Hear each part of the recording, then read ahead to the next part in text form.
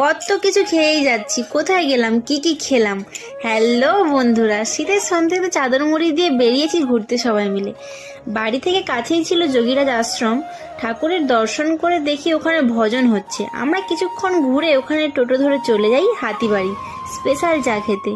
সঙ্গে ছিল পকোড়া পকোড়া চাটনি খেয়ে বেরিয়ে পড়লাম ওখান থেকে ফুচকা খেতে। আর এই ফুচকাটা নাকি খুবই স্পেশাল, তো চলে এসেছি ফুচকা খেতে। কাকু সবাইকে একটা করে বাটি হাতে ধরিয়ে দিয়েছিল আর দিয়ে দিল সবাইকে একে একে একটা করে ফুচকা। এত বড় বড় ফুচকা, ফুচকা খেয়ে এদের গালগুলো দেখো।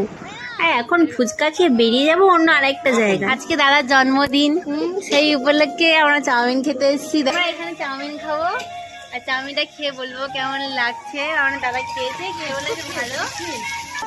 চাউমিন খেয়ে আবার বলবো। এখানে দাদারা প্রায় চাউমিন খেতে আসে আর চাউমিনটা নাকি খুব সুন্দর বানায়, তাই চলো আমরাও খেতে চলে এলাম। আজ দাদার জন্মদিন, সেই উপলক্ষে এত কিছু খাওয়া দাওয়া হচ্ছে।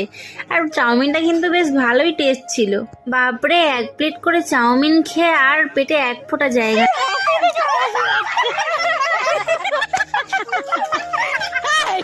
এখন যাচ্ছি বাড়ি, আর বাড়ি যাওয়ার পথে দেখি রেল গেট পড়েছে। আর দেখো ট্রেন যাচ্ছে, কি সুন্দর। ছোটবেলার কথা মনে পড়ে গেল, সেই স্কুলে যাওয়ার সময় দাঁড়িয়ে থাকতাম আর টাটা দিতাম ট্রেনে। এদিকে হিরোইনের মতো কোলে তোলা হচ্ছে, কে তুলতে পারে, ঠিকঠাক কেউই পারছে না। শেষে দাদা তুলে নিলে আমার বরকে।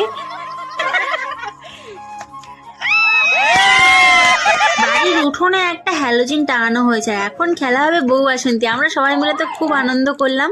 তোমাদের কেমন